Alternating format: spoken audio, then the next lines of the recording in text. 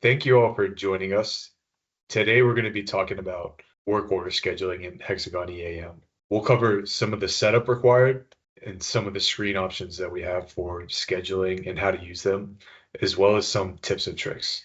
So all of this serves to help you make your work order scheduling process more efficient and ensures that the right work gets done by the right person at the right time. So here's our outline for today. And we're going to start with some introduction to scheduling and how we can go about setting it up to be as helpful and user-friendly as possible.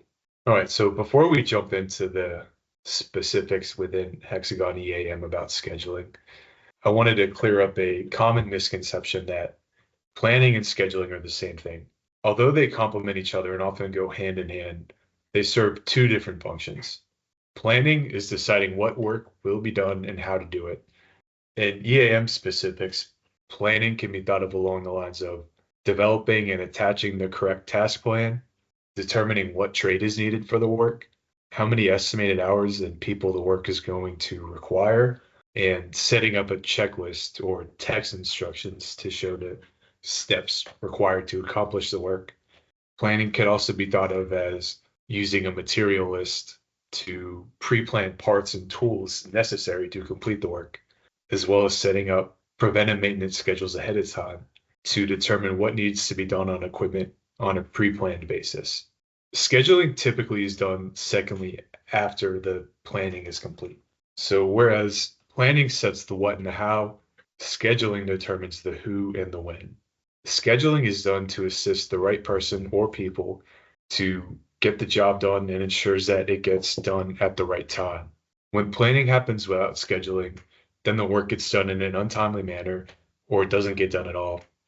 And when scheduling happens without planning, then whoever is performing the work may deal with confusion and frustration and being unprepared and not knowing what to do. Planning and scheduling together will produce the best results. And so the importance of scheduling can allow you to benchmark and measure your performance, and you can compare what is being scheduled versus what is actually being done in what time frame. And so you can compare that to industry standards and benchmarks. Scheduling allows you to manage your resources and your tasks more efficiently to ensure that the highest priority work gets done at the right time and that the resources and materials and tools necessary to do the work are actually available when the work is to be done. And scheduling improves communication and ensures that whoever's performing the work, that their time is being used wisely. When they show up for the job is ready to perform and they have the resources required to enable them to be successful. So before we can show how to use some of our scheduling screens, we need to cover some of the required setup. First, we'll start with shifts. Shifts are used to calculate how many available hours an employee or crew has each day. Shifts can be associated with individual employees or crews that have multiple employees. The scheduling screens that we're going to show later can be used without shifts. However, they won't be very useful because you won't be able to see how many available hours an employee has. So I'm going to switch to Hexagon EAM and I will show what the shift screen actually looks like and how we can utilize it. So I'm going to go to the shift screen, which is found under work, setup, and then shifts. So here's the shift screen, the record view. It's pretty simple. Here we can define the days in rotation as well as the shift start date. And so that's going to make more sense when we go to the days tab. So in this example, we have a day shift that is scheduled on a weekly basis.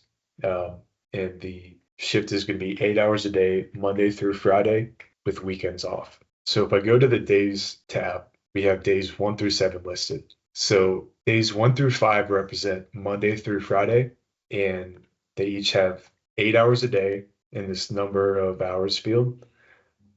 And we have a start time of 6 a.m. Days 6 and 7 represent Saturday and Sunday, and they have a number of hours for 0, meaning that employees and crews associated with this shift will have Saturday and Sunday off. We just have our days numbered. As you can tell, it doesn't actually say the day of the week. So if I go back to the record view, we have our shift start date set to a Monday. So this is important to keep in mind when you're setting your shifts, the start date and the days in rotation. So the days in rotation defines how often your shift is going to repeat and restart. So this is saying that every 7 days, our shift is going to restart at day one. So we have a shift start date set to a Monday, which means that day one is going to be a Monday. And then so for the first week, it'll go through this order. And day 7 is going to be that Sunday.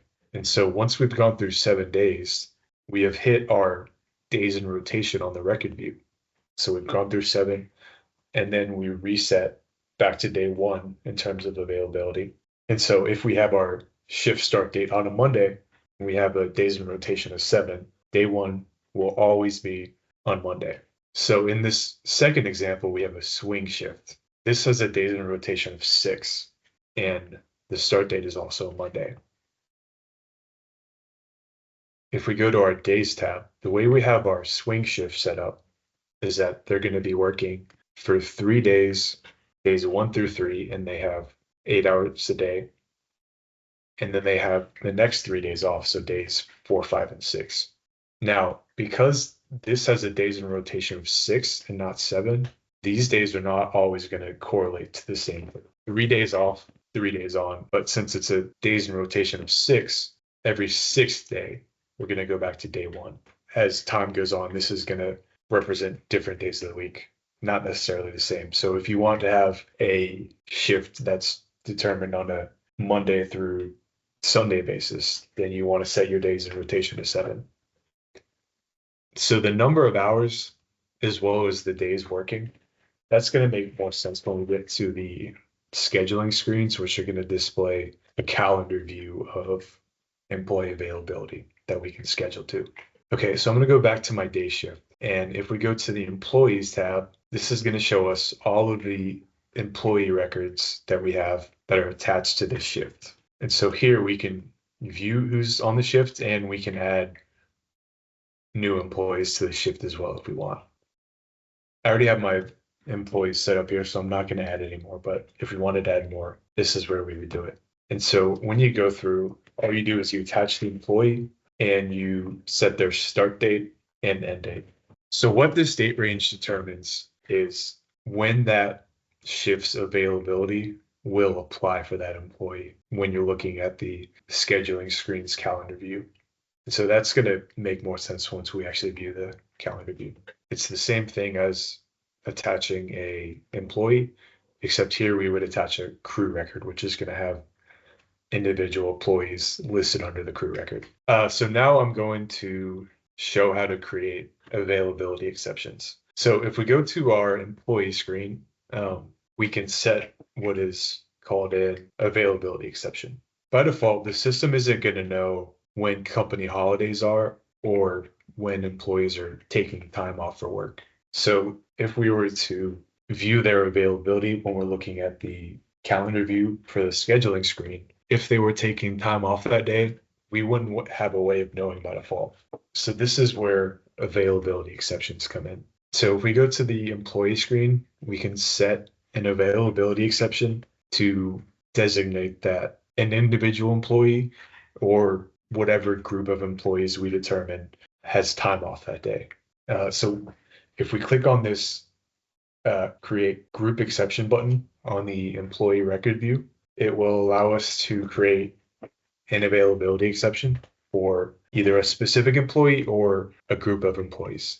So what an availability exception does is it overrides the default shift availability for that day. So right now we have our employees on a day shift of 8 hours a day, Monday through Friday. But say they want to take a Friday off.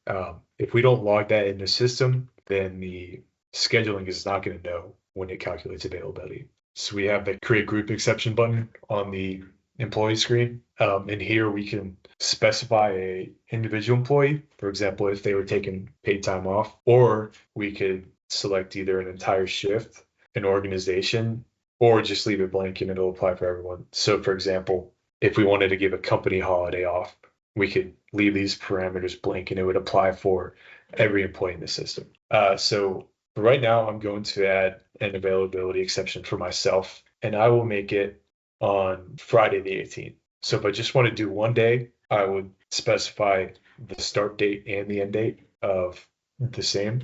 And the default is 8 hours. So I'm going to say I'm taking a half day then. And so I'll put 4 hours instead. And so what this is going to do is it's going to override that shift availability for Friday. And it's going to say that I'm available for 4 hours instead. So now if I go to my employee records availability exceptions tab, I can see that I have that availability exception defined. And so it's going to say that I am available for 4 hours that day instead of 8. So if I wanted to give the entire company, let's say we're giving them day before and of Christmas, so Christmas Eve and Christmas Day. So I can click create group exception and I'll leave these parameters blank. I won't specify an employee, so that way it's going to apply to everybody. So if I go to start date and I change it to December, and I'll set the start date as the 24th, and then I'll set the end date as the 25th. So it's going to apply for both days. If we wanted to do a full week, we would just set the end date for a week after the start date. And I'll put hours 0. And so it says that it applied for 48 employees, which is how many I have in the system. So now if I go to availability exceptions for my user, it says I'm available for 0 hours both of those days, and it added for all employees as well. It covers some of the initial setup. Really, we just want to have shifts and availability exceptions defined so that we have an accurate gauge of who is available when for how long. Before we start showing the scheduling screens, I wanted to talk about a few additional considerations.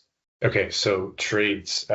Trades are very helpful to have defined accurately if we're using scheduling, because you can schedule on a basis of by employee or by a specific trade. So that ensures that the right work is being done by the right person. A lot of customers have had success by adding supervisors to their work as well. So that assigned by field on the work order table, that pulls from the supervisor table, not the employee table.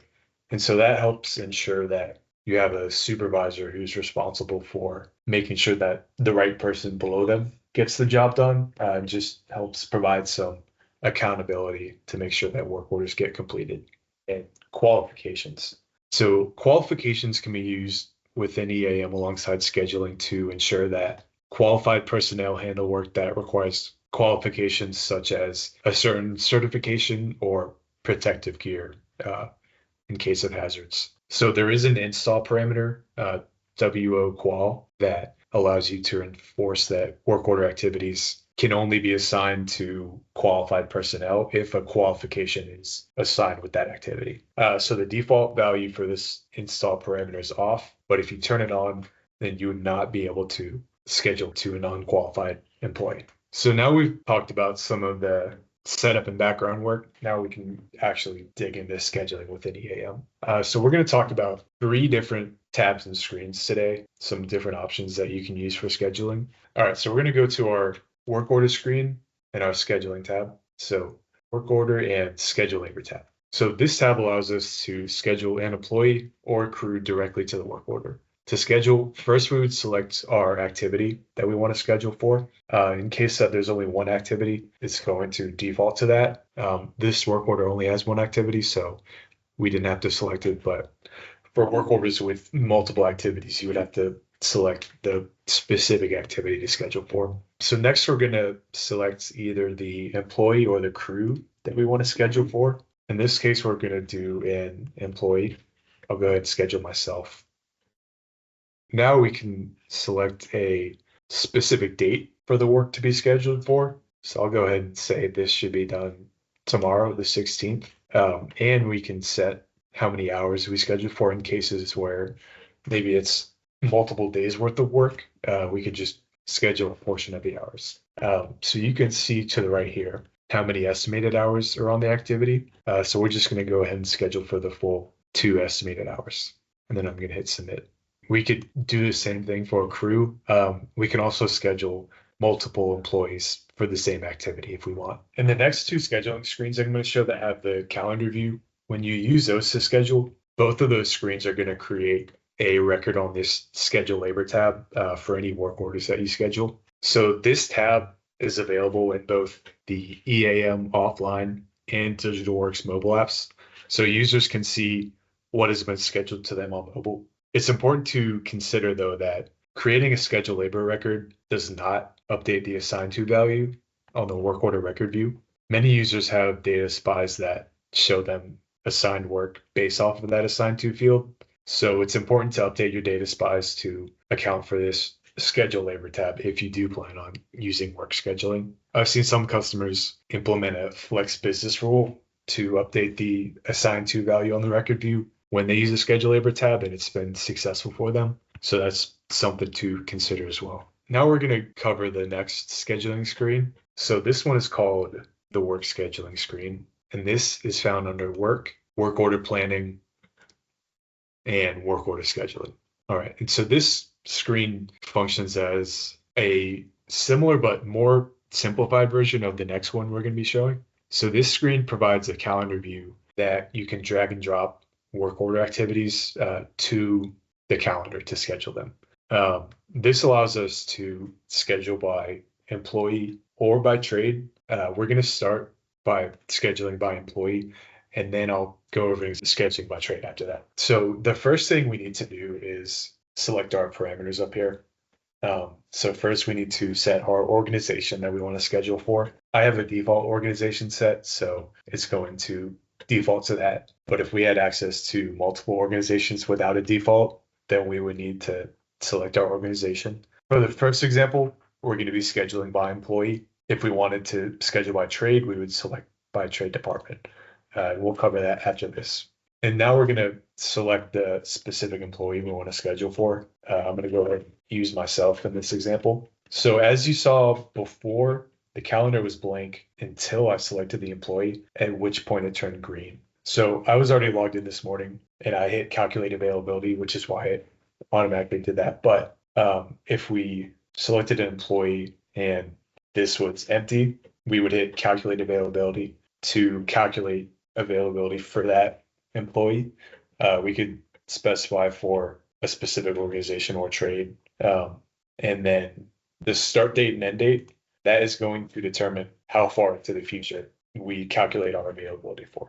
So this availability that we see here on the calendar view, that is because of the shift that we had set up. So we had set up the shift 8 hours a day, Monday through Friday. And so that's why it shows that we have 8 hours on these days and 0 on Saturday and Sunday. Now, if we weren't using shifts, we could still schedule by employees, but it wouldn't have any availability show because it wouldn't know how many hours a day you're working. So that's why we have our shift set up. And so over here, we have our list of unscheduled work order activities that we can drag and drop to schedule. So this functions like any other data spy within the system. We can modify our data spy and filter our results. So if we look at the available fields here, it's mostly based on the activities fields. So you do not have the full list of work order fields, but you can filter by work order priority, type, and equipment. And then we have the work order number and description here as well. So I'm going to go ahead and add priority and work order type to our list. So this box is a little small, so we can drag this bar and expand our view over here to make it a little easier to sort through the work order activities that we want to assign. So again, we can rearrange our data spy and filter results just like anything in the system. And so here we can just drag and drop an activity and it will schedule it. We can click on a specific calendar day to see what work order activities that employee has scheduled for that day. So if I click today, I have nothing scheduled for today. But if I click tomorrow, I can see that I have 2 work order activities scheduled. So if I hover over the day, it says that I have 3 hours remaining. That's because I have 5 hours scheduled already, and I have an availability of 8 hours based on my shift. So if I keep dragging these over, it'll tell me when I get close to being overscheduled. It turns red when I have 0 hours left. And so I can continue to schedule more, but it's going to show that I have negative hours at that point. So over here, we have some actions options. So I can click on a work order activity, and I can see if there's any comments on the work order or the activity, as well as if there's any task plan instructions, just to help schedule that to the right person. Over here, I have some action options as well. First of all, here I can go through my list and update how many hours I have scheduled. I can also use the actions drop down to either delete that scheduled record, or I can select a work order activity and actually change the work order status. So maybe I want to schedule everything and then go through and change that work order status to scheduled or in progress. So our next screen it functions similarly to this screen. It has more options and it's a little more complicated as well, but the functionality behind it is very similar. So I'm going to navigate to our next and last screen, and that is the work order daily scheduling screen. So I'm going to go to work order planning, and work order daily scheduling. When you first log on to this screen, it can be a little overwhelming just because of all the different fields you see, but the functionality is fairly straightforward. For the most part, all of these fields are just optional parameters that help you reduce your list of results. In the work order selection parameters, that allows us to narrow down the list of work orders that we would see when we're scheduling. So for example, if I set the work order type to breakdown, then when I go to the scheduling view, it's just going to show breakdown work order activities to schedule. If I leave it empty, then it will not filter for type. Another example, I could filter to only show work orders from a certain PM schedule. So maybe I have a daily PM schedule, select that work order PM schedule, and the list of work order activities to schedule would only be from that PM. Down in the equipment selection parameters, again, it functions same way as the work order parameters. So here I can choose to only select work order activities for a certain equipment to schedule. For example, if I select an equipment department of robotics here, then when I'm going through the scheduling view, it's only going to show work order activities that need to be scheduled that are attached to equipment in the robotics department. Or, for example, if I want to set an equipment class of forklift, then when I go to schedule the work order activities, it'll only show results that are written against equipment that has the forklift class. Again, if I leave these parameters empty, then it will not filter on that. So I do have this option to check skip equipment selection process. As you'll see in a minute, once we've defined these filters, it'll show us a list view that we can further filter down of the results. And so we can do that for equipment, work order activities, and employees. If you just want to filter on work order activities and aren't trying to filter for specific equipment, then you can check this to skip the equipment selection. Likewise, we also have employee selection parameters. So that allows you to determine what employees that you will schedule for. So unlike the previous screen that we looked at, when you filter for a single employee at once, this one you can schedule for many employees at once. So it's going to show you basically like an Excel view of rows of employees. And so you can drag and drop to multiple employee schedules at the same time. If you only want to filter for a few employees at once, you could do it this way. We can also filter for work order scheduled start dates. So we have the option to filter for both activity start dates and end dates, as well as work order start dates and end dates in our filtering. So down here, we have our scheduling options. What these colors represent is similar to the last screen, when we overscheduled, it changed colors to red. So this allows us to select colors to represent the amount of availability we have left on a certain scheduling block. So it's going to start at this unscheduled color, so this light green, and then we can define a threshold percent to let us know when we've switched from lightly scheduled to moderately scheduled. Once the percent scheduled gets below the threshold, then it'll be this green color, and if the percent scheduled gets above the threshold, then it'll be at this yellow color. And then we also have the option to select our availability. And so that just designates how far into the future that it's going to generate our availability through. The biggest thing that trips people up on this screen is you need to create a session for work order scheduling. And this is specific to the work order daily scheduling screen. This does not apply to the other screen. So down here at the bottom, once we have filled out our parameters and we've selected what results we want to see, we're going to hit create refresh previews. So now it's going to take us to the full list of equipment that we defined through our work order activity and equipment filters. So basically anything that we filtered out either for the equipment records themselves or the work orders against these equipments would be filtered out here. If we filled out the parameters, we left our parameters open, so it's going to show the full list. We could select only certain ones. So if we just want to see work orders against those specific ones, we could uncheck the full list and select the specific ones we want to schedule for. So for cases like when you have planned downtime for equipment, this is helpful for that. I'm going to select all of them, and we can edit this status by again, just like the others. So once we've selected the equipment we're going to schedule for, we can go over to the work order activity preview. And again, this just allows us to specify which work order activities that we want to see on the list to schedule for. We can uncheck all of them and select specific ones if we want. I'm just going to go ahead and select the full list. And again, this is based off of the parameters that we set on the parameters tab. And we can modify this data spy as well. And this is going to show most of the work order and activity fields.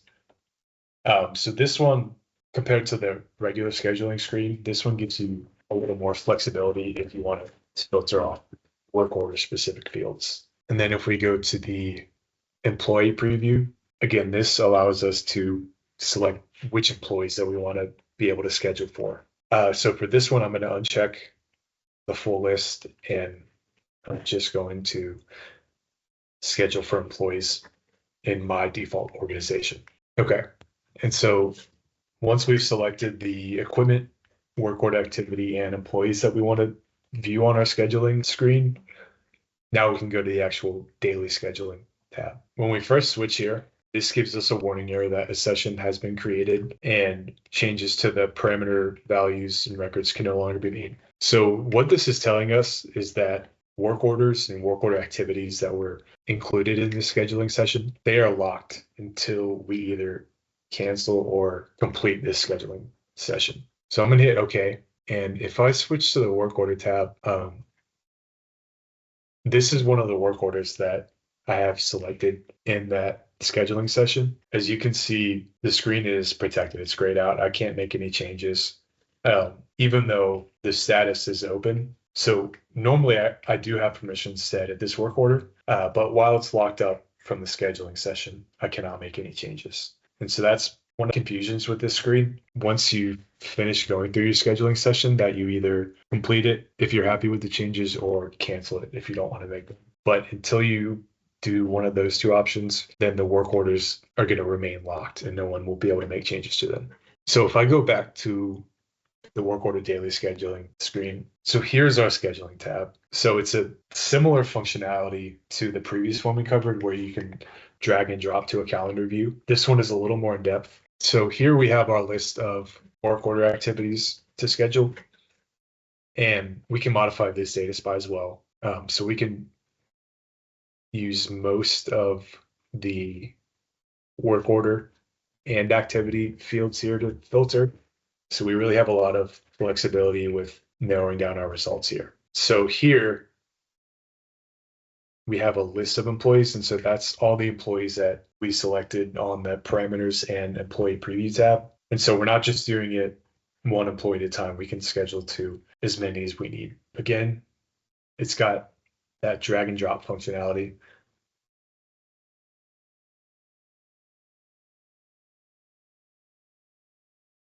So I'm going to drag this one down here, and it tells me that I have 8 available hours and 4 available hours left.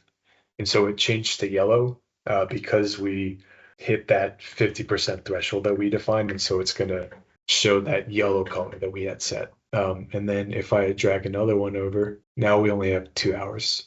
And if I drag another, it's going to show that we're at 0. So if I keep dragging and dropping, it's going to show that we've surpassed our availability and we have more hours scheduled than we have available. So we can drag and drop for any of these calendar blocks. And again, so these calendar blocks are defined by the shift availability. So it says that we have 8 hours Monday through Friday for everyone that is attached to that day shift example we had. If you didn't have a shift defined, you could still use this screen, but it would just show a gray 0 for every single calendar block.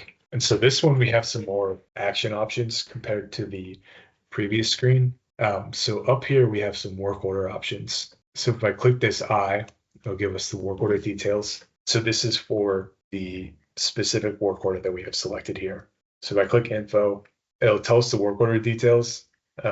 We can mark it as a new status. So again, if we want to schedule it and then update the status to scheduled or in progress, whatever we want, we can do that here. We can update how many hours remain to be worked. We can also mark it completed if we want. So if we made any changes here, we just hit submit, I'm going to hit cancel. Here we can click to see the activity schedule for that work order. So if I click this, I don't believe I have any scheduled for that. So let me drag this. So now I have this work order scheduled for 2 people to work on it. So if I click activity schedule, we can see that that specific work order activity has 2 scheduled labor records. So we have one for Greg and Jane, and it tells us what the scheduled date was because we had dragged that to the 15th, as well as how many hours that we have scheduled for. So by default, it just schedules for the hours remaining to be worked, but we can update that here if we want. So here, if the work order has planned parts, we can see that here. We can see if there's any planned quantities or any reserve quantities against the part, as well as if any have been used, just to kind of help us track what parts are needed when the scheduled work is to be performed. That way we can have those parts ready. And then if any labor had been booked on that activity, we could click that. We could click this view booked labor button and see it here. So if either Greg or Jane had booked labor to this already, we'd be able to see how much labor they booked to that activity. And so down here, if we select a specific employee, we have some action options for the employee as well. So here, the part availability overlay that allows us to filter by work that has parts available. If we have planned parts on it or reserve parts, we can adjust the calendar. So we can go to a couple of weeks out in the future if we want to schedule that far. We could click this go to week, pick this specific week to start at on our calendar view. We can click filter employees. And so this allows us to match the department, the trade or the shift or qualify employees. So the way this works is if I click match trade, I have an electrical activity selected. So that's going to filter to only show employees that have that trade listed. So I only want to schedule electrical ones. So I click that and it just filters to show the employees with the right trade. If I switch to maintenance, it'll get rid of these electrical ones and it'll only show me the employees that I have with the maintenance trade. So I can do the same for departments. So say I want to schedule Bob and Greg for robotics work. So if I add my department to my list view, here we go. So if I click match department and I select a robotics one, only Bob and Greg are against the robotics department. So only they will show on the list of employees when I have that match by department and trade selected. Again, if I have a shift defined on the work order activity itself, then I could filter it to only show employees in that shift. And if we have qualifications enabled, then it would only show employees with the necessary qualification for that activity. So I'm going to uncheck this and it's going to show my full list again once I remove the filters. If I had booked labor for that specific employee, I could see that here by click view employee booked labor, and it's going to show all booked labor for that employee. I can also click this to see the employee's schedule. So right now we have Bob selected here. So if I click employee schedule, it's going to show all the work order activities that have been scheduled specifically to Bob because we have him selected. And so here we could also add more activities for him, or we could remove them as well. Say we've scheduled too much, we could hit the delete button here. And then lastly, once we're done sorting through our scheduling session, we made all the scheduling assignments we want. Here we need to either hit close session and update work orders, which would actually apply our scheduling changes that we made, and it would create the records on the work order schedule labor tab, or we could hit cancel session, at which point the session would be ended, but the schedule labor records would not be created because we're basically canceling all the scheduling assignments we just made. So it's really important to either close the session and update it or to cancel, because if you just leave the session open, then those work orders that are selected are going to remain locked and no one will be able to make changes until that session is closed. So if I go back to the parameters tab with my session open, in case anyone ever forgets to close out a session or their computer dies, we can always access that session again by selecting the session ID parameter.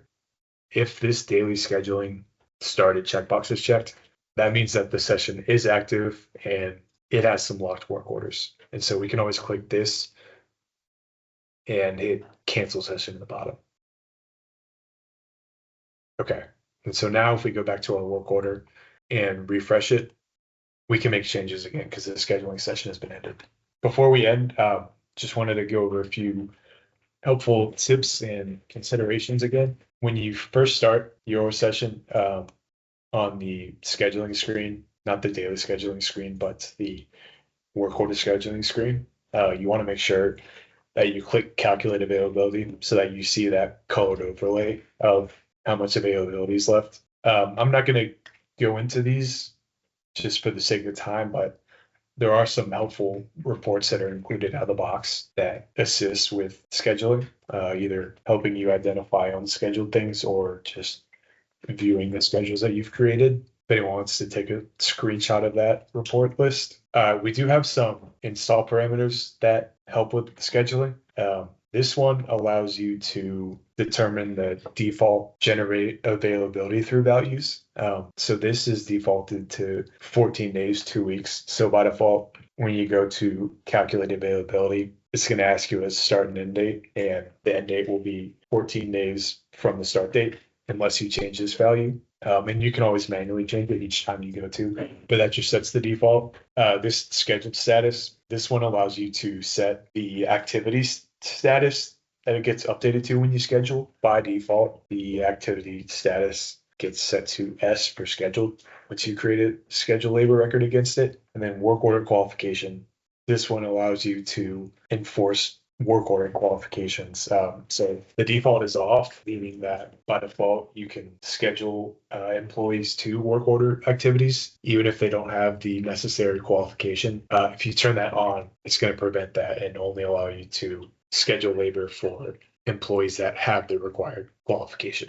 Lastly, for scheduling sessions, it's extremely important to remember to either cancel or complete the session at the end, just so all your work orders don't get locked up.